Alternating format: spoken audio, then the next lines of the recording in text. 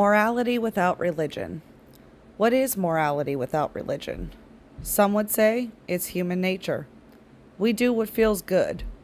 Aside from those of us with a few crossed wires, most people take joy in happiness, empathy, selflessness, and nurturing.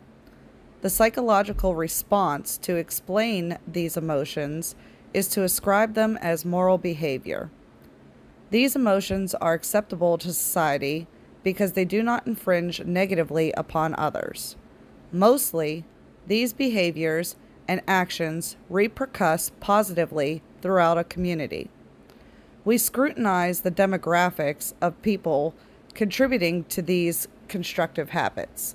Not surprisingly, the demographic almost always seems to correlate with Judeo-Christian valued people. The observance of certain social graces are preached thoroughly in their religions. Therefore, it is common practice to regard morality as being dictated by religion. But what about those without religion? Where does their moral compass derive from? What does that reflect for other faiths? Is it possible to explain a customary position on morality without a religious justification? Looking at the questions from a purely psychological standpoint, it is easily justifiable to say that because of our human emotions, virtuous temperaments are likable. On the contrary, wicked, vile, and dishonest qualities are not liked because the result of the conduct is antagonistic. These are natural responses which are observable in even infants and animals who have no concept of religion. On this foundation, morality formulates under a different theory. What if morality wasn't dictated by religion? What if morality was elucidated by religion?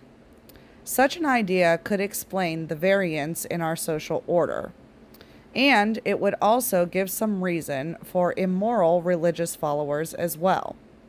Why else would a faithful believer act amorally or immorally? If improper etiquette is so intolerable in the eyes of their Creator and would carry a punishment or negative outcome, what compels the insolence and insubordination to some moral principles? A popular assumption of those with agnostic, atheist, or pagan devotions is that they serve selfish persuasions, either lack a moral code, or coin their values from the Judeo-Christian model. Assuming that monotheistic religions traditionally view their religion as being the driving factor behind their way of life, it makes sense they suppose it is the only way of life.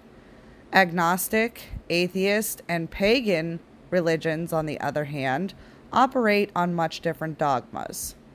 Any of these viewpoints are capable of acting amorally, morally, or immorally. A more logical interpretation of morality would be the awareness of oneself in relation to their environment. For example, myths, legends, epics, Bible passages, and fairy tales have been passed through generations across the globe. All these stories possess the same congenial concepts. They foreshadow agreeable outcomes for kindly behavior and unpleasant consequences for selfish greed or hate. These stories suggest the foundation of morality is acceding to the biblical constraint implied by the stance that morality must stem from religion. These values of society spread to all humans, and they act accordingly. Classifying morality and the urge to act in a moral fashion as something that happens naturally explains good behavior, but what about the bad behavior? Surely morality cannot exist without immorality, correct? What is considered immoral and why? The common Judeo-Christian pamphlets outline very specific sinful qualities in humans. Not being in control of such traits or acting blatantly against the doctrine is reprehensible. In most cases, morality is cut and dry. From a natural perspective, Keeping a sequence of events from playing out unfavorably is the deterring factor, and that could make morality less cut and dry. In both instances, you have a margin for error, and neither deterrent is guaranteed to produce a moral decision. Alternatively, it can be argued that immediate repercussions yield better moral decisions. In conclusion, it can be drawn from the point of this discussion that morality is beyond a simple definition. To be a moral person does not mean that one must subscribe to a limited definition of the word, nor does it mean that one subscribes to religion.